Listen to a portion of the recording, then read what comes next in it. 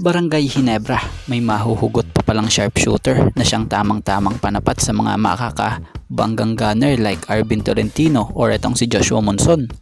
So sino nga ba ang Ginebra player na to na may Mamba mentality din sa laro?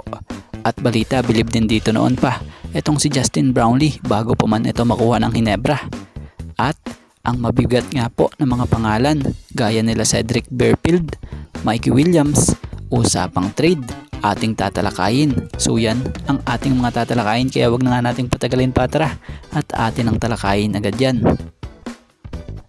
So mainit nga ngayon pinag-uusapan ang mga possible trade na maaaring maganap, tulad na lamang sa inaasahang pagbabalik ni Mikey Williams sa PBA sa gaya nga po sa post ni Sir Snow Credit po na kung saan naglabas ito ng possible trade scenario for Mikey.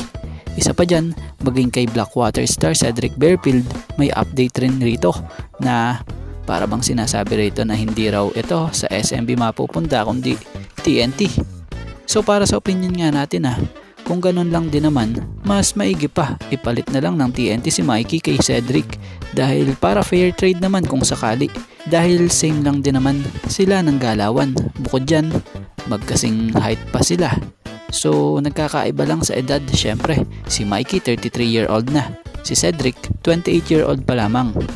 So si Mikey, kita namang nasa sa kondisyon pa siya dahil sa naglaro pa nga ito sa huling stint ng SGA sa Dubai. So kita mo na nasa kondisyon pa si Mikey Williams na kung saan hindi talaga ito nagpapabaya.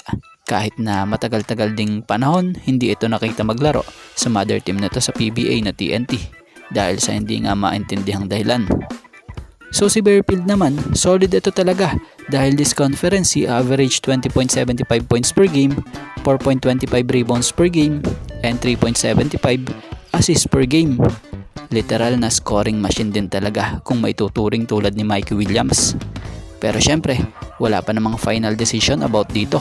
Nagbigay lamang tayo ng reaksyon at opinion dyan batay sa mga nababasa nating update. So abang-abang na lang tayo banda-banda dyan about sa mga susunod na update sa mga nabanggit na mga manlalarong ito. At dito tayo sa player na mahuhugot ni Coach Tim sa semifinals pag talaga namang niratrat na sila ni Arvin Tolentino at Joshua Monson sa opensa. So magiging malaking tulong sa Ginebra ngayong semis ang naging pagbabalik lineup ni Jeremiah. Matatanda ang inactivate si Gray bago pa man mag-umpisa ang playoffs na siyang inaasahang ayon kay Coach Tim malapit na nga raw itong makabalik. So nakikita naman natin nung quarterfinals na ito'y nakasuot na ng Ginebra jersey. Bagamat di pa nabibigyan ng playing time, pero kita naman sa kanya na excited na siya makabalik at makatulong sa Ginebra. So pwede itong mahugot na itong si Coach Tim kung tutuusin. Lalo pat gunner naman itong si Gray tulad ng mga makakalaban na sila Arvin Tolentino. Ang maganda pa nga po kay Jeremiah Gray nakakasabay siya dahil itong mga makakalaban niya halos mga kasing taas lang din niya at same nga po din ng galawan sila. Alam nyo bang si Jeremiah Gray isa din ito sa iniidolo nitong NBA player noon si Kobe Bryant. Kaya naman kung maglaro ito may pagkamamba mentality din. Kung tutuusin pa bago pa ito makuha ng Ginebra nga noon bilib na rin daw po dito si Justin Brownlee sa player na ito. So kaya naman magandang pagkakataon ito para kay Maya. So sana mabigyan nga siya ng playing time ni Coach Tim like Jamie na isa ring player na nakabalik na rin galing sa injury. So yun, sa ngayon ito nga lang po muna ang ating sports pasada and thank you for watching guys and God bless everyone.